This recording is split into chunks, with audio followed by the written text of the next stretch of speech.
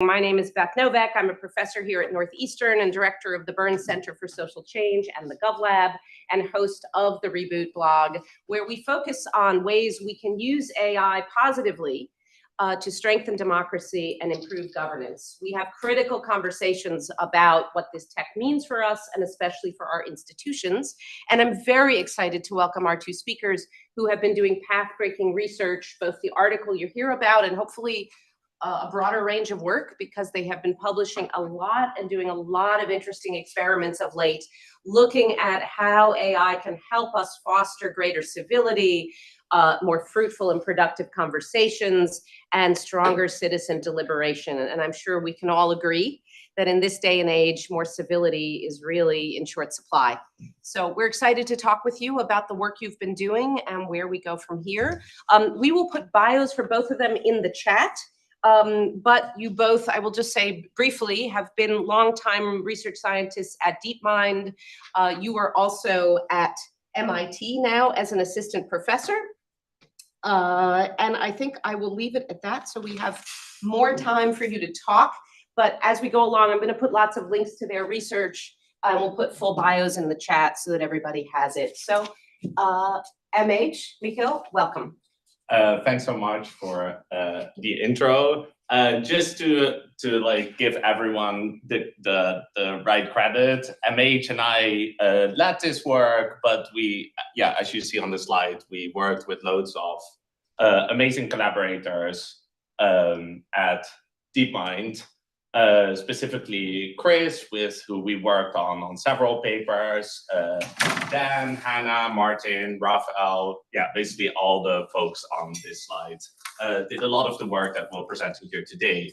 Also, as Beth already alluded to, we've done more work in this space. I'll specifically talk about one paper which was published in the journal Science last October.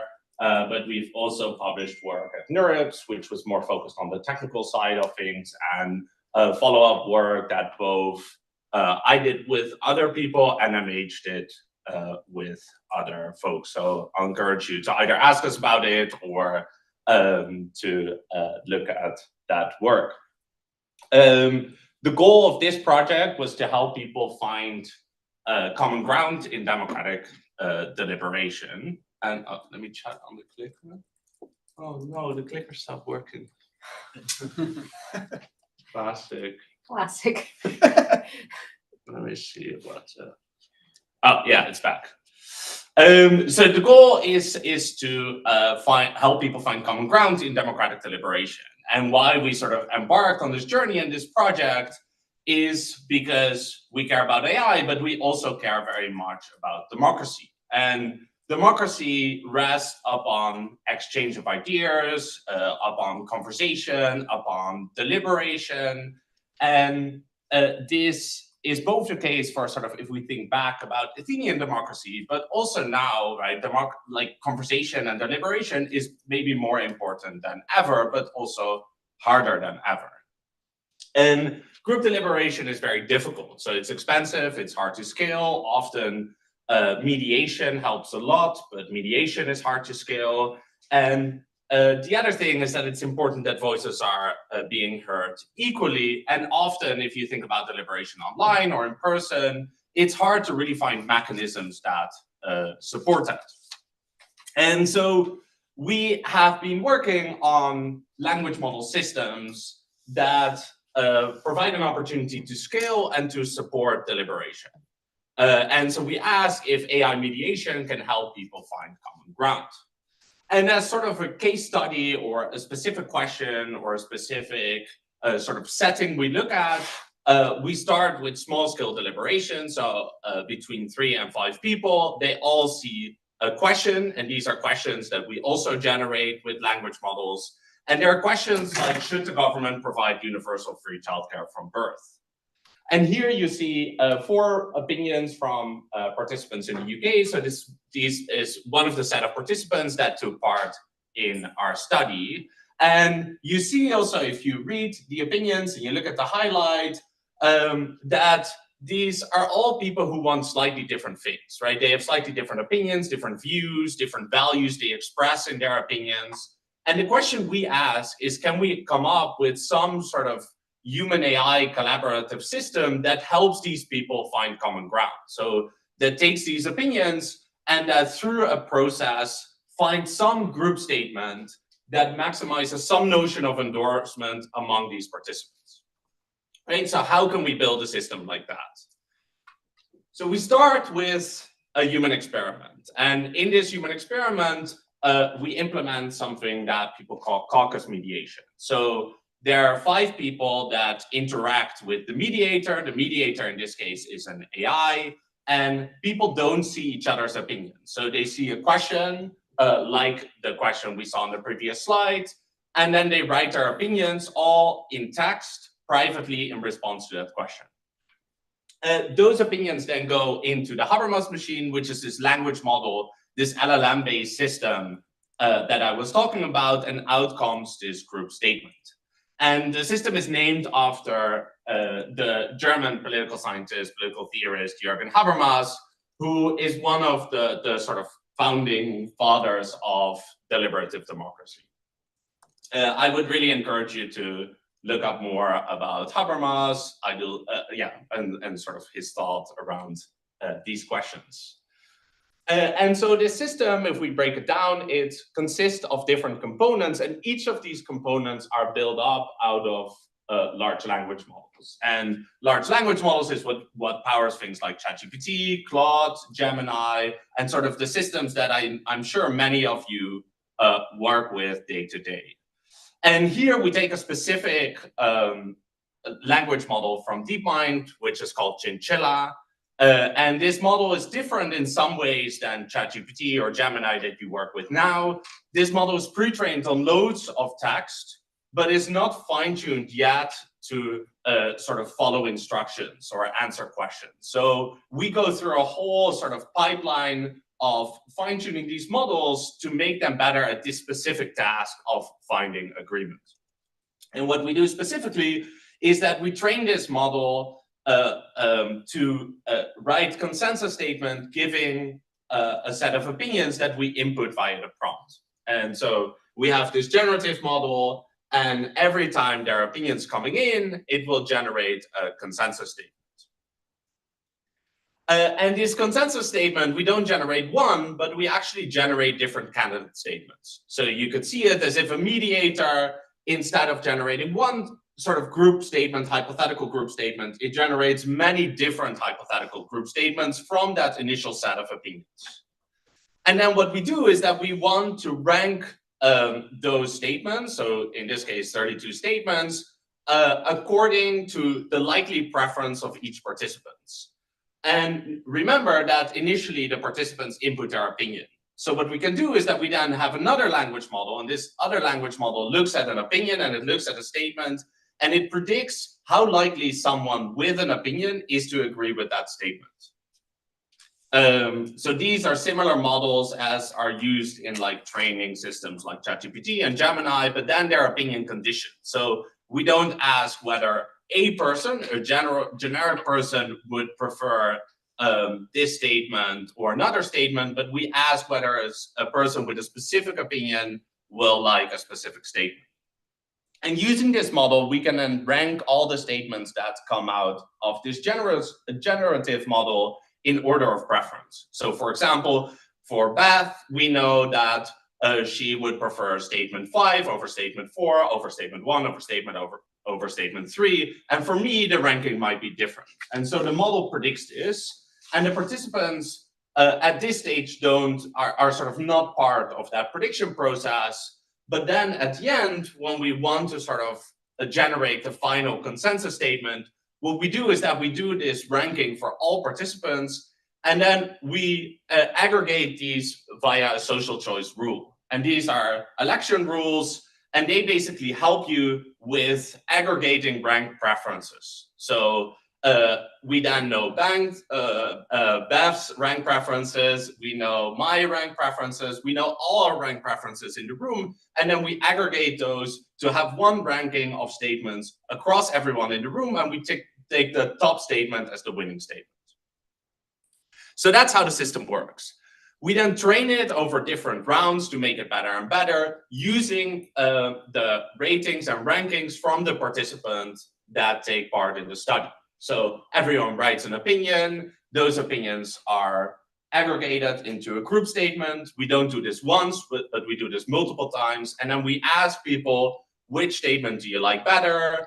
Which statements are high quality, low quality? And from that, we get training data with which over consecutive rounds, we further improve both the generative and the reward model.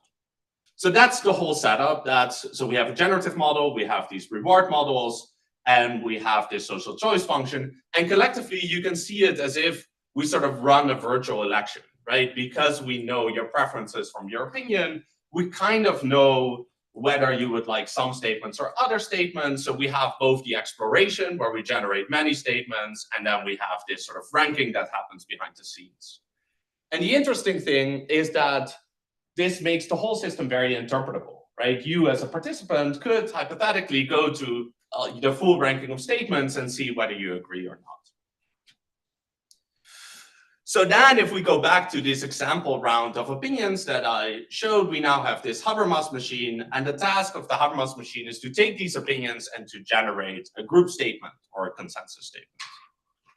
And if we then look at an example of a group statement, you see sort of different things which are very typical for the group statements that the system generates. So MH and I both have written tons and tons of these group statements, and sort of the patterns that come back is that for example, here, in general, free childcare is a good thing, but it's important to consider how it's provided for which age groups. And then later it says it should be provided in a way that supports children's development and learning. So it expresses some values that participants express themselves.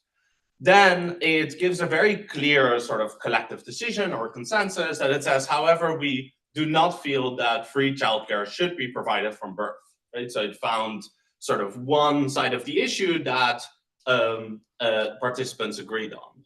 However, it also gives an alternative that it thinks the participants that are part of this group would agree with. So it says, for this reason, we would support the government providing universal paid parental leave from birth and providing universal free childcare from, let's say, 6 months old. And then at the end, it says it should be available to our parents irrespective of gender. So this is very typical of sort of expressing values, also being very clear and actionable, but then also providing an alternative to sort of make sure that it aligns with the majority, but that also the people who might disagree with the statement get an alternative that they might agree with. All right, we ask a few research questions to better understand and evaluate this system. One is, does AI-mediated deliberation actually help people find common ground? We look at whether AI mediation leaves groups less divided. We look at whether all the viewpoints are represented equally, specifically at majority and minority dynamics. And then finally, we look at some results from a real virtual citizens assembly. The model was evaluated on using a set of 2,500 participants that we recruit online, and most of the data was collected in 2023. So first, does AI-mediated deliberation help people find common ground? And it's interesting as an AI researcher to sort of tackle this question, because often if you tackle questions in AI research, there are established benchmarks, right? We have benchmarks that, for example, do science questions, or in computer vision that tell cats and dogs apart. But here, when we embarked on this, there was no established benchmark, right? So how do we actually evaluate the performance of the system? So what we did is that we compared it to human mediators.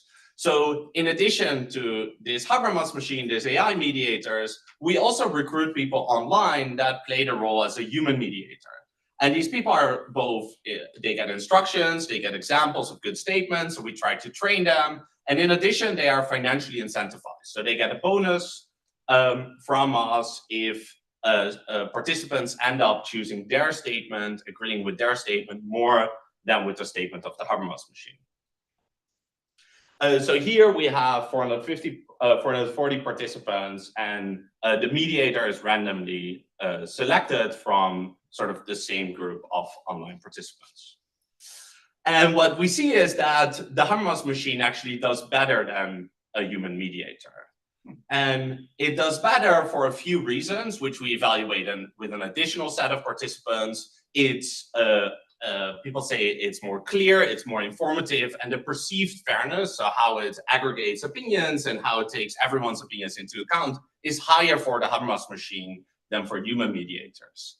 However, we also see that the difference is relatively small. And I think the takeaway here is not per se that this is a sort of superhuman machine that does this better than people, but that this is actually a technology that scales, right? So human mediation is very hard, and this is a technology that you could have in a chat group with friends, or that could help small groups in any setting deliberating and finding common ground. Additionally, we now have had this step of we have a set of opinions, we put them in the system, and out comes this consensus or this group statement. But originally, we were motivated by sort of more deliberative settings where people interact with the system, where they give feedback. So at this stage, we added an additional step to the process where we also allow participants to critique the group statement. So you can see it as if we have a conversation about where we want to go for dinner tonight. And initially, everyone gives their opinion. Then we decide, oh, we want to go to a Chinese restaurant. And then in the second round, people can critique the group statement. And for example, we can further refine which Chinese restaurant we want to go to, right? So it's like this additional step of critiquing allows us to refine the sort of solution or the group statement. And in evaluating this, we try to account for something which is called an effort justification bias. So if you were just at the end of the process, you would ask people, okay, do you like the statement after critiquing, or do you like the initial statement, right? So you have two rounds, you have an initial consensus statement, people then critique it, and then the model updates it based on the critique. And now if you ask people, do you like the first statement or the second statement, what could happen is that simply because people collectively worked harder on getting at that second refined statement, that they like it for that reason, right? So that the statement is not per se better in any sort of fundamental way, but just because that's the last statement that they saw, they know it should incorporate their critiques, that they like it better for that reason. So what we do is that we don't compare the last statement to the first statement, but we actually sort of generate new statements that omit the critique, so that only take the opinion into account. And we then ask people what they prefer, and they still prefer the statement that incorporates the critiques, right? So what we can conclude for this is that critiquing helps. And here in our experiment, we only went through 2 rounds. But in theory, you could go to many rounds, right? So if a decision is very important, it might make sense to go through many more rounds of critiquing and updating to further and further refine the sort of statement that we as a group come up with or conclude. Then second, we look at whether AI-mediated deliberation leaves groups less divided. And to test this, we actually have a survey at the beginning and at the end of the experiment. And in this survey, we ask what we call position statement. So if you have a question like, should we lower the voting age? A position statement would be, we should lower the voting age, or we should not lower the voting age. And by asking people whether they agree or disagree with one or the other side of the issue, we can see at the beginning and at the end of the experiment where people stand on the issue. Right, so we could ask in this room, and if 80% of the people say, oh, I agree with we should lower the voting age, we know that that's the majority group, right? And then we can go through this process and we can see if that 80%, for example, increases or decreases. So in that way, we can analyze belief change.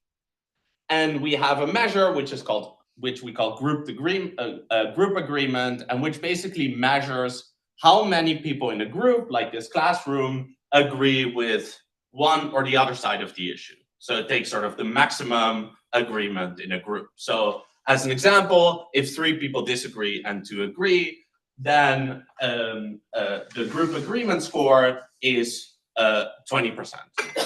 If the classroom is split 50-50 exactly, then we have sort of the lowest group agreement is 0. If the group is everyone is on one side, no one is on the other side, then it's maximum.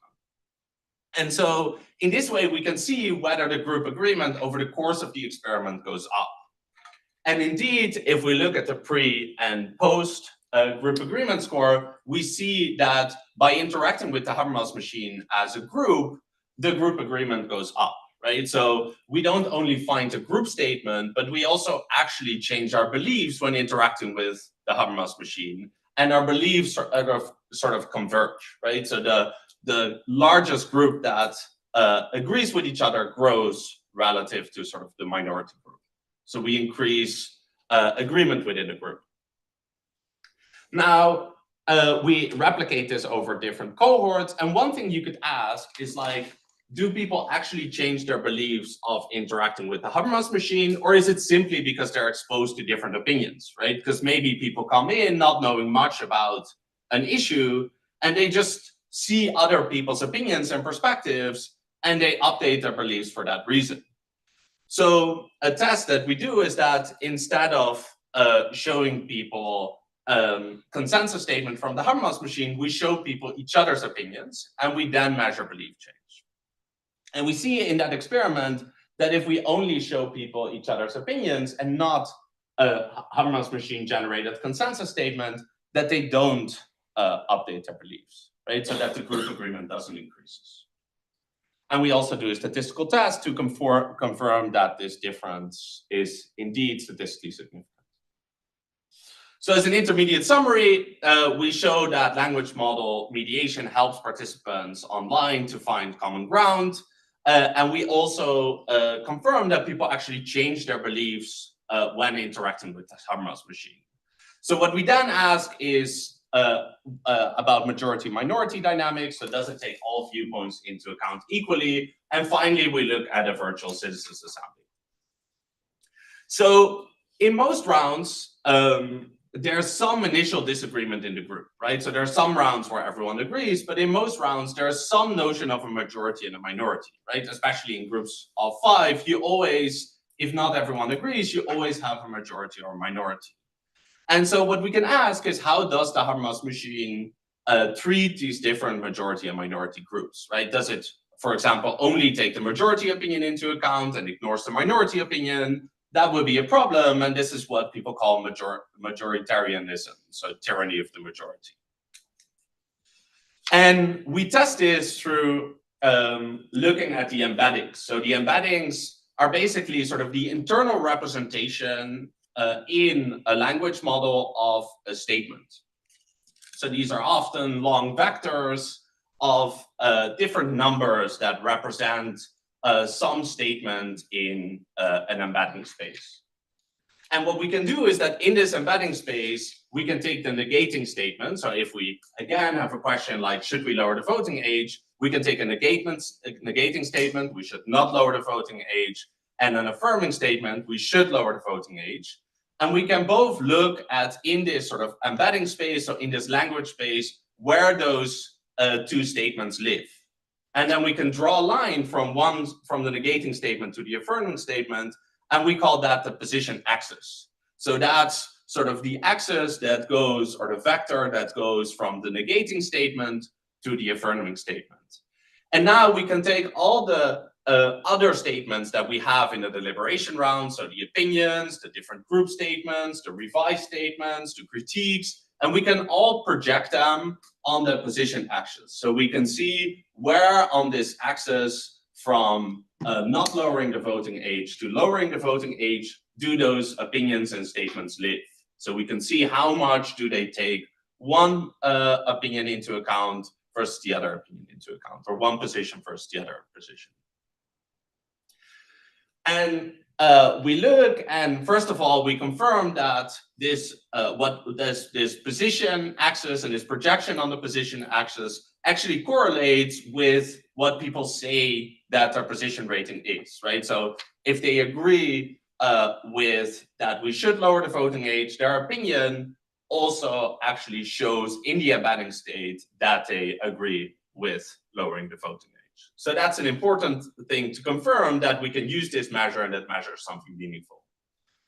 And then we can also see over the course of the process what happens to the different participants, to the different opinions, the statements, and the group statements. And we see that generally the initial group statements provide more of sort of a consensus opinion, so is less extreme on this position axis than, for example, the opinions that participants project, or that the opinions that participants express.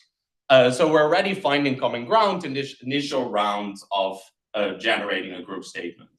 And then after revising the statement, we see that it leads to even a less spread on this position axis, right? So we're really finding common ground among these opinions. However, perhaps more excitingly, we can look at if we then present these consensus statements as a combination of the different opinions, we can see how it takes different opinions into account in this language base. And so we can see how much does it take majority and minority opinions into account. And what you would hope is that if the minority opinions are, for example, 30% of the total opinions in the deliberation round, that it also puts 30% of the weight on these minority opinions, right? Such that it takes everyone's opinion into account fairly and equally. And so we can test this, and we show, so in those first two bars, that in the initial group statement, so before critiquing, it actually weights the minority opinions exactly as you would hope. So it exactly weights them according to their actual distribution. So 30% of the opinions are minority opinions. It also takes those into account for sort of 30% of the final group statement. We also show that after revising it, so after incorporating the critiques, the sort of percentage of weight on the minority opinions actually goes up. And remember that we actually had an increased approval when incorporating these critiques. So while it's increasing the approval, so while people prefer the statement more on average, it also manages to take the minority opinions into account more, right? So it both manages to make the majority happy without alienating the minority. Then finally, and this is the final result, we asked, well, but how would this work with a real virtual citizens assembly, right? Because these are participants that we recruit online, we pay them. So do our results actually replicate to a real virtual citizens assembly of people that are demographically representative, that don't do a lot of these kind of tasks online every day, but that are real voters that care about these issues? And so what we did is that we built a partnership with the Sortition Foundation, and through them we recruited participants who participated in a virtual citizens assembly. 200 people, they answered 9 questions over the course of 3 weeks. These were all people from the UK, and so we chose 9 questions that were relevant to people in the UK. And those 9 questions, we knew from the training and evaluation groups that there would be some division among the groups, right? So those are the most interesting sort of cases to test the Habermas machine. And so these are questions like, should we raise the minimum wage? Should the UK apply to rejoin the European Union? Should the government provide universal free childcare from birth? So all questions where we might find and expect some disagreement. And interestingly, if we then look across different groups, so we had 200 people, they go in different sort of subgroups over all the questions. So for many of the questions, we do the experiment multiple times with every group that is made out of those 200 total participants. So out of 200 participants, you could make 40 groups of 5. And we see, and this is a result that Habermas himself also theorized and argued for, is that you get these convergence shifts, so that on specific issues, you see that people's opinions move in sort of a convergent direction, right? So if we would split this group in 10 different groups and we all discuss the same issue, then even if those groups don't talk with each other, we likely sort of shift our opinions in similar directions across groups. And that's exactly what we see. So we see on different questions, we see these convergent shifts. So for example, we should be trying to reduce the number of people in prison. Initially, 60% of our cohort agreed with that statement. And at the end, after deliberating, 75% agreed. Or we should be doing more to encourage a greater degree of national pride. Initially, 40% agreed, so a minority. And after deliberating and finding agreement, 57% of the group agreed. So to summarize the last 2 points, the model responds to critiques by appealing to the minority, but without alienating the majority. And finally, in this virtual citizens assembly, we show that also with real people, with real voters, an LLM mediation helps on difficult issues that are relevant to UK voters. There are also some limitations with this group. So while our method scaled to very large groups, we only tested it with groups up to 5 participants.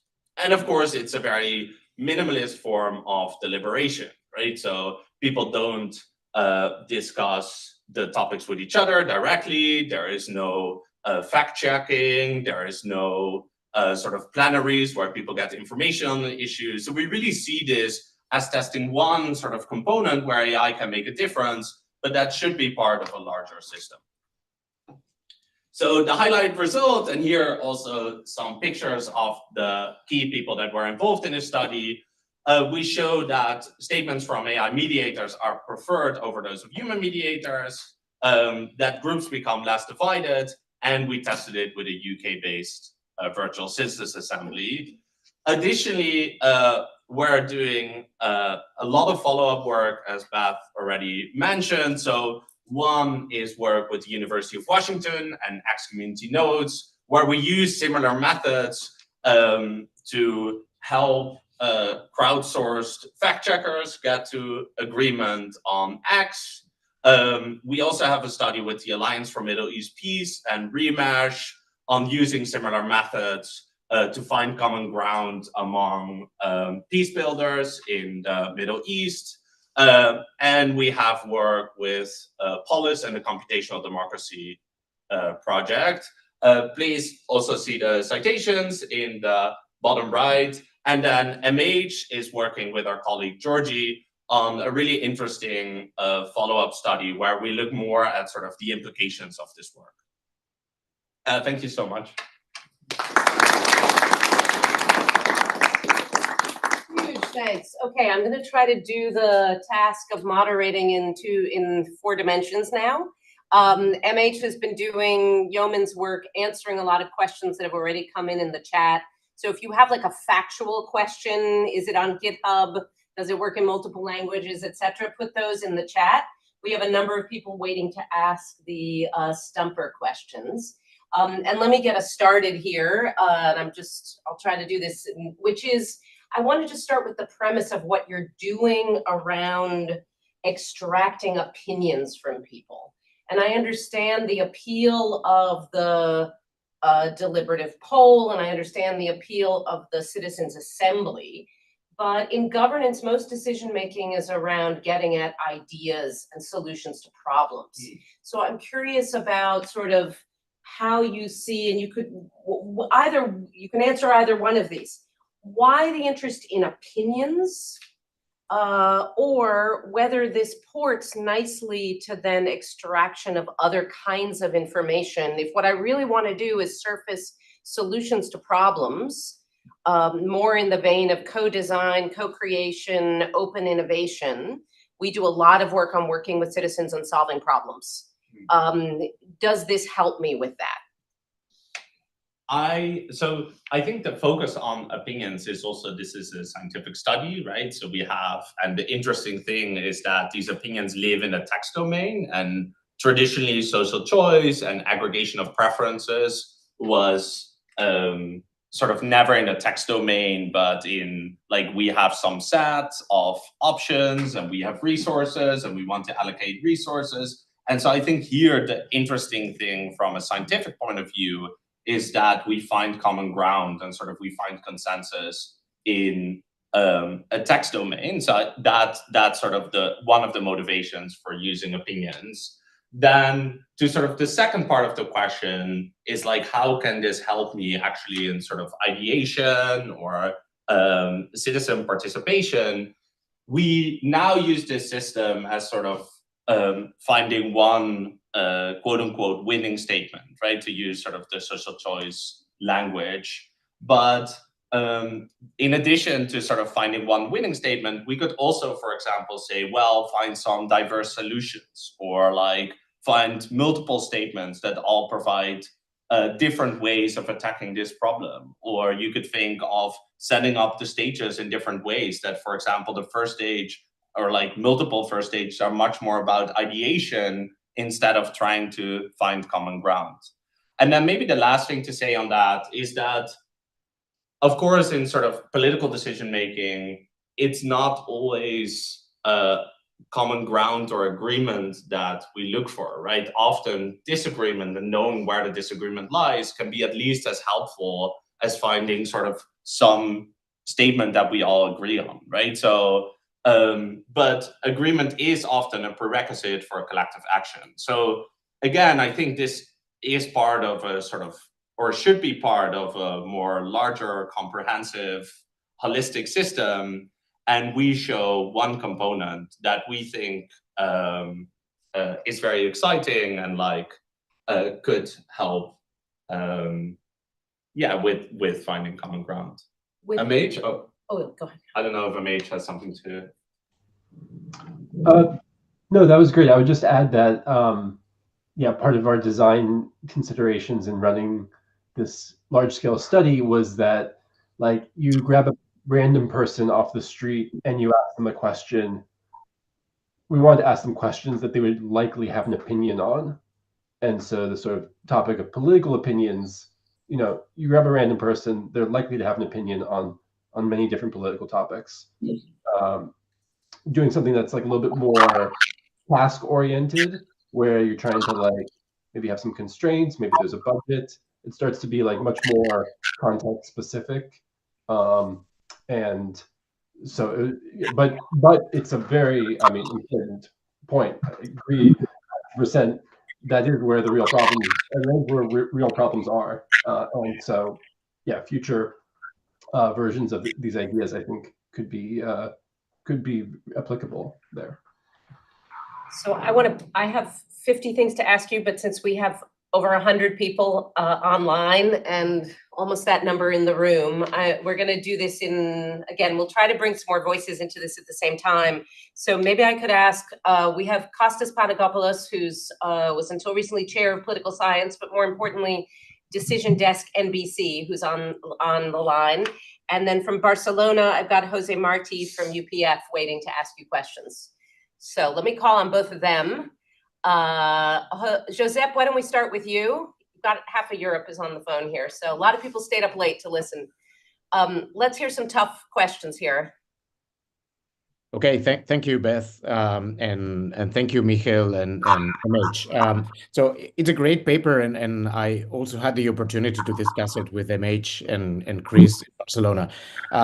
So my worry here is about the deliberative part, and let's say the Habermasian part in the paper. So in the title you say whether AI can help humans finding common ground in democratic deliberation. I think it might help finding this common ground, but not through deliberation. At least in the paper, I don't see enough how deliberation is playing a part here.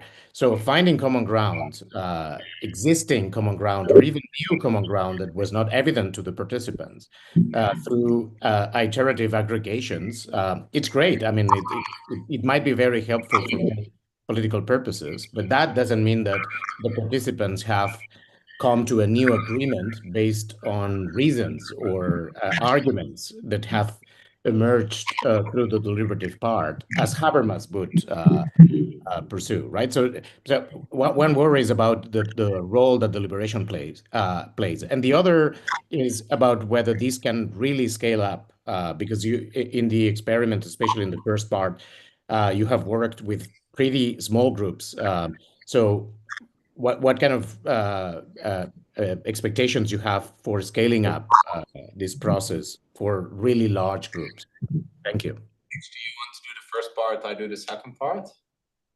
Sounds good. Yeah, I mean, we call our setup like minimally deliberative, in that there's some interaction between humans and an AI. There's issuing of opinions and then critiques, and this is done collectively. You know, I think we think of it as minimally deliberative. If you say that's like, no, that's not deliberative, then I would then be curious, you know, what parts of deliberation are kind of, do you think are lost in this setting? And like I can think about what parts of deliberation are lost in fully digitally mediated communication. So like we don't get the you know, oxytocin that comes with touching each other, hanging out. I don't get to see, if it's all text-based, I don't see your facial expressions or intonation, or like, you know, emotion behind what you're saying. So I mean, so like a lot is lost by just doing a text-based form of interaction. At the same time, like we're all in a room together right now somehow. Like I'm 5 time zones away from Boston. So like, you know, we're having a video conference right now, which is incredible that we're having this meeting. I mean, you know, and so like there are digital forms of communication that can actually retain a lot of the magic of like traditional face-to-face, around the table, touching each other kind of interactions. So, you know, I'm excited about like hybrid opportunities, about you know, digital versions of deliberation that where AI can play a role. Though I think there are trade-offs, and like you know, I think it's up to our imagination to think about the, you know, opportunities, the benefits, and you know what gets lost when we make that move. And Jose, maybe one thing to add to MH is participants, we have a post-deliberation survey, and participants also expressed that they learn a lot from this process about the topic, that they learn from the other participants via the Habermas machine. So people do hear arguments. And of course, there are versions of this that you could do where, for example, initially it maybe summarizes or shows information that it picks from the internet on the topic. So you could add different components, but people do learn from each other. And I think that's one of the fundamental aspects of deliberation. It's just mediated via the Habermas machine. Maybe on the second point, the scaling. So there's also a very practical reason why we chose groups of 5, because we're doing a scientific study and we want to show that the results that we have are statistically significant, right? So if the unit of measurement is one group, then smaller groups help us to do these experiments better, more efficiently, and with more statistical significance. Now, while for that reason we chose smaller groups, it doesn't mean that we couldn't do this work with larger groups. So generative models now can have context windows of millions of tokens, so millions of words. And so we could include many, like tens or 100,000s of opinions and aggregate those into a single statement. And the reward model side, so where we actually like rank those different statements, already scales to arbitrary sizes of participants. So it might get computationally expensive, but it's very feasible to do this with much larger groups. And of course, the social choice aggregation also scales up to an arbitrary number of participants. So while we didn't test it, we definitely encourage future work that does test systems like this with much larger groups. So let's bring in Costas's question, and then let's just see, is there hands in the room just to know what's coming next? Thank you, Beth. This is fascinating work. Really, congratulations. I put a couple of questions in the chat, but let me ask something that's slightly different that occurs to me as well. In your sort of search for common ground in opinions and in deliberation, two things occur to me. One is that we know a fair amount about the nature of opinions and the tendency for people to just not have, very clear-cut opinions or non-attitudes, as Converse called them, or others who have been looking at opinions. And I'm just wondering to what extent, the kinds of responses you're getting or the kind of input that's going into this is largely expressive without much substantive meaning to it, and how much we can really extract from these changes that you are observing in these experiments, given what we already know about the nature of public opinion. My second question is about the nature of common ground as you have tried to tease it out of these calculations, and how that is affected by the polarized nature of political debates in America, for example, at the moment, right? Finding common ground is one thing if you're sort of thinking about bringing people to kind of a similar position, but in polarized settings, I'm not so sure that it would operate like that. So I'm just wondering how you think about it, and how this model and this study can help us think about those things as well. So maybe the second question is the hardest one. So let me start with the first one. But I think the sort of how much content is there really in these opinions? And I think one sort of answer to that is from the results. We saw this plot where we see that we can sort of predict people's vote on whether they agree or disagree with an issue from their opinions, right? So that shows that there's at least some sort of normative content in these opinions about the issue at hand. Now, there are also definitely limitations here where, for example, it's a reward model, it's a predictive model, it's trained on text from English speakers. Me as a non-native English speaker, if I put in an opinion in the system, it might be harder for the model to predict my ranking based on my opinion than if I would be a native English speaker and therefore had maybe a more clearly written opinion. And so it could be that for some participants, the ranking is less accurate than for other participants, and that could create sort of issues of bias where, at least in expectations, some people or some groups of people have less influence in the final decision. I think one of the interesting things here is the critiquing step, where even if that would be the case initially, that I maybe didn't have a clear opinion on an issue, or I was unable to express it clearly, that the critique phase allows me to still sort of, given a concrete statement on an issue, to still at least say what I think of this concrete statement. Amage, I don't know if you had. Yeah, I guess I mean, it's a great question. The kind of notion of what opinions do people actually have coming into this process, and I think some, at least some, maybe a lot of the results are due to people acquiring a viewpoint during the process.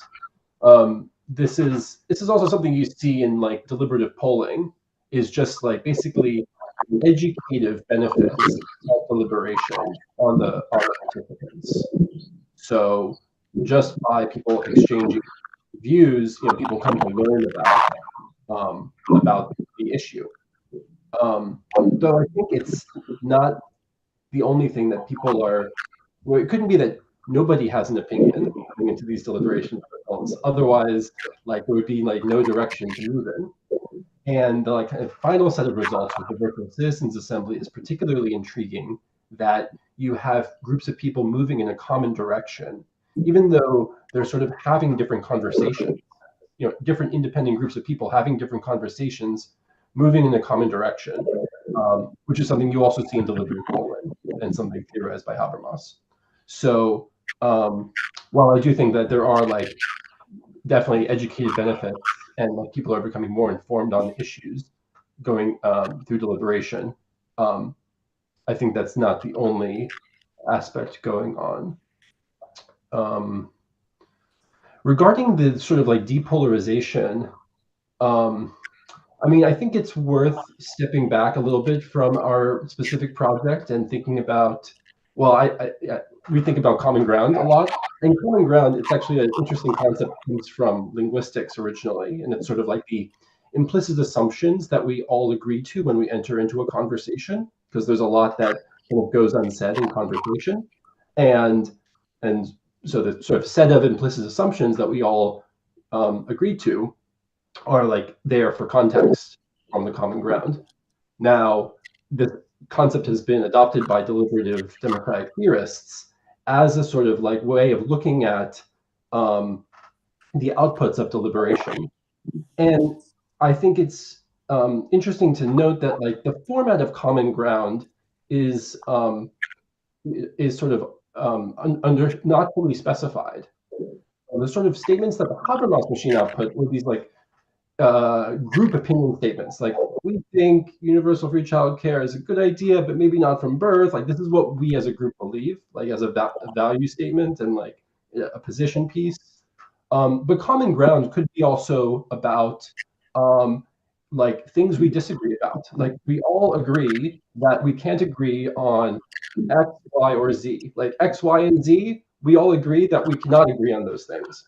So common ground can also be a vehicle for like clarifying disagreement, which could then be sort of used for further deliberation. Like, okay, last time we realized that we don't agree upon these three things. So now we're going to like, focus in on one of them. And I mean, it's sort of, but like, how far that we can go with this is to be seen. But the sort of like objective function of finding common ground is sort of more general than just a like opinion statement. It can also be different things like clarifying disagreements. Let's do a quick canvas for questions in the room. I know you have to go, so why don't we fill you in first? Okay, thank you. Great talk. John Woody from journalism. I wanted to just stay on the issue of polarization for a second, because I mean, for example, Cass Sunstein at Harvard Law School has been saying for like 25 years that drawing on lots of empirical and observational data, that when you get people in groups who have a sort of similar ideological cast, and you have them deliberate, and this is like federal judges, for example, they often tend to end up more extreme in their views on the other end. And so it's this sort of, I don't know the literature that well, but this rule of group polarization has been like a big issue. And so the idea that people are less divided or find common ground sounds in the abstract normatively desirable, but if what happens is their common ground is actually a more extreme position on a hot button issue, I'm not sure that's like a net good. So I'm just wondering how, and forgive if you missed, there's a mechanism to deal with that in here, and I'm sure it has to do with the underlying composition of the groups, but like, how do you think about that? Yeah, so it's a really interesting question. And I think like one sort of empirical result that speaks to the question you're asking is this embedding analysis, right? So there we look at like how extreme opinions are and how extreme the group statements are and how extreme the revised group statements are on this position axis. And we see that the statements get less extreme. So we don't empirically see this. Now, this is, of course, a very different setting than, for example, judges deliberating in a group. And of course, groupthink is an issue. And so it might be because of this sort of caucus mediation setting where people don't interact directly, but there's nothing in the mechanism that we do to sort of enforce this. Great, thank you. I think we have, Ani, you wanted to unmute Woody to ask his question, and then we will, and I want to encourage people in the room, if you are waiting in here, also put up your hands so that I know. But you want to go with Woody real quick? Okay, hi, can you hear me?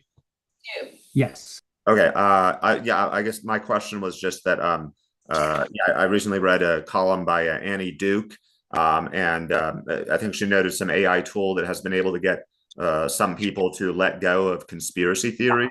And I think part of the reason it's able to do that is that the AI is not a person who would threaten the conspiracy theorist's sense of identity and get them to like lock in. So I was just curious if, if your tool may have a similar dynamic at play, where just seeing some consensus statement is not as threatening if it comes from an AI than if maybe some other human was trying to tell them, oh, this is the consensus statement.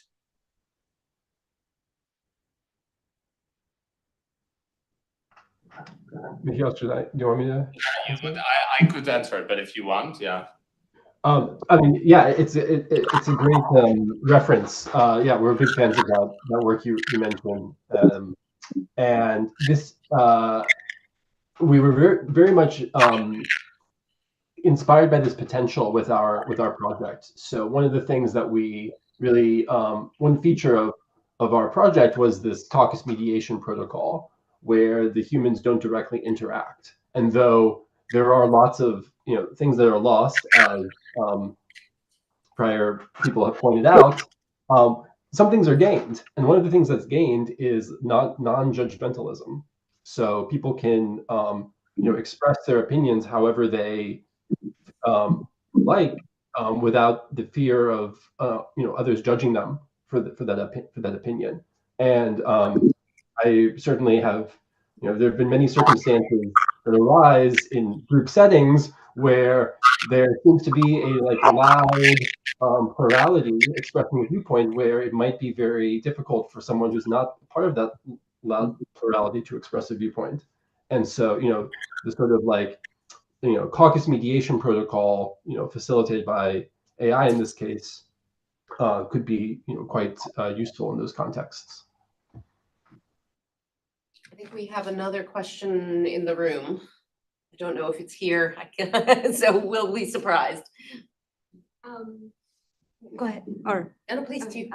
my question is actually related to the previous one around the polarized nature of certain contested issues. One is, have you tried this for some of those questions to see if really extreme sort of opinions do shift?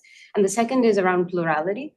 And given that you have access to sort of this internal representation and the embeddings, and the fact that these large language models can also generate hypothetical perspectives, I wonder if introducing that bigger or broader space of perspectives into the statements or opinions could also lead to more deliberative outcomes.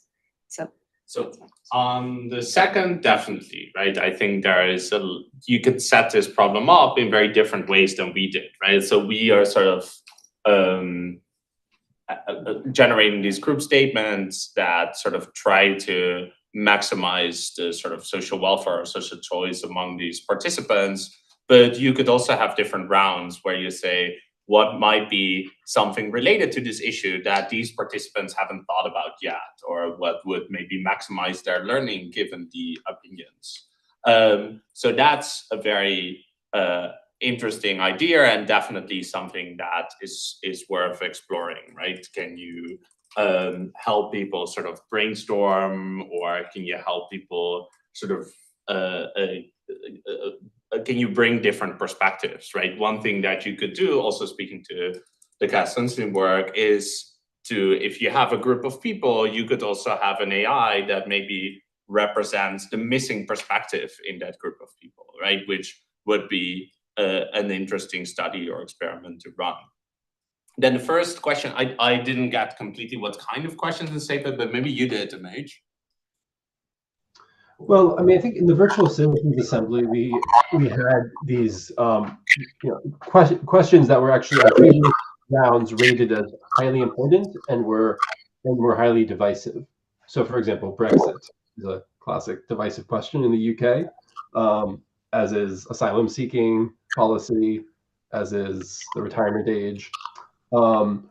So I mean, these are serious questions that people hotly contest.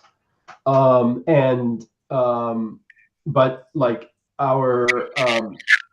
I don't think it's the case that many people who have strong opinions about those topics would be likely to shift from the kind of intervention that we did. Our intervention is a very minimal form of deliberation. Each round is like somewhere between 15 and 20 minutes long. That's not a very long time for people to be discussing, very, important divisive issues. And in fact, on the Brexit question, we saw no shift in opinion. Brexit is like completely a calcified question. So, for like the sort of very hard problem of like depolarizing very strong opinions, I don't think our 15-20-minute intervention is that would have risen to that challenge. I think what the findings we have point to a possibility that there's something here that can be further explored, especially to tackle these really difficult questions. Also, if you look at this pre and post belief change, while it's a significant change, the change is relatively small, right? It's like if you go from, I don't know, if you start with 4 people on one side and 3 people on the other side, it's not that like every round generally 1 or 2 or 3 people shift to the other side, right? It's like sub 1 person. So on average, the shift is increases group agreement, but there are many rounds where the group agreement stays the same. So we have another question. Ani, is Ariel want to unmute? If not, I'm going to go to the room. Let's see. I'll let you pick it because I don't know what people in the room want to ask, so I can't moderate it. Let's start in the back then.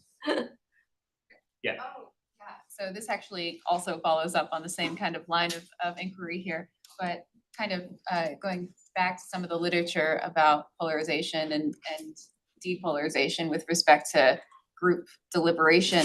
My understanding is that it really depends on some environmental factors in which the deliberation takes place. So I understand that sometimes certain deliberations in kind of isolated groups can become more polarized, but depending on certain ways you set it up and maybe introductory statements that you make as you introduce an argument can have a very significant impact on whether it becomes more or even less polarized. So I guess what I'm wondering is whether, by studying some of that literature, it might be possible to kind of optimize the algorithm used to help depolarize.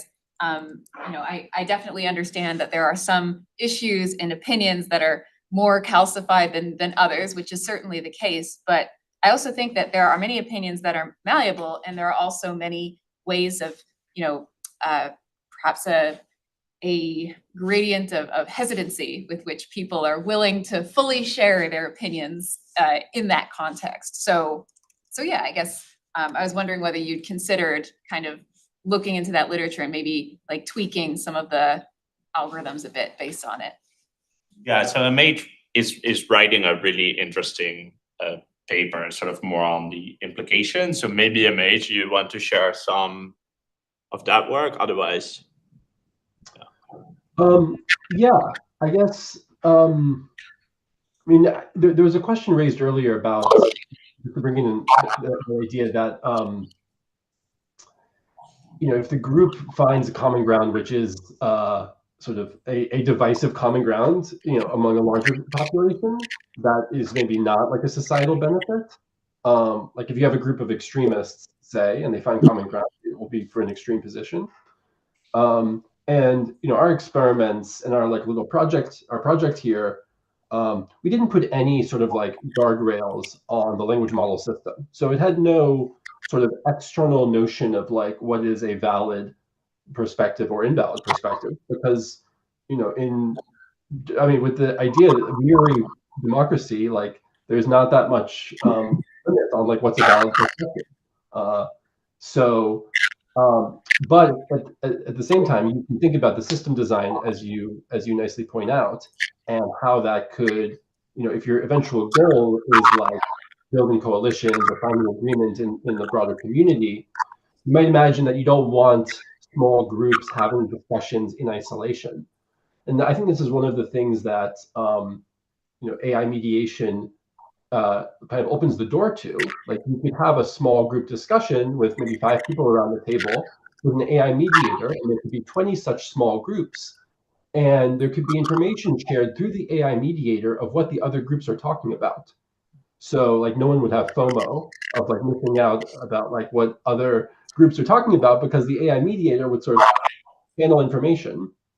I mean, this is highly speculative and like tested. But I think, that's one such design change where you at least have information shared between groups, thus potentially mitigating against like any one group kind of going too much down a rabbit hole. So I'm going to interrupt just for one moment, because we have violated our hard and fast rule that we end the live stream after 1 hour for the sake of people online, but this discussion is too interesting to stop. So with your indulgence, we're going to keep going a little bit and longer for people in the room. We know you have a hard stop. But for the sake of those who have to leave, our European guests who have to go to bed, I just want to let people know, or their Spanish guests who have to eat dinner, that on March 20th at 5 p.m. we have Ed Beese of Medan, who is coming to talk about how they are using AI to counter disinformation in 53 countries through the tools that they're using. And we'll put a link to that in the chat.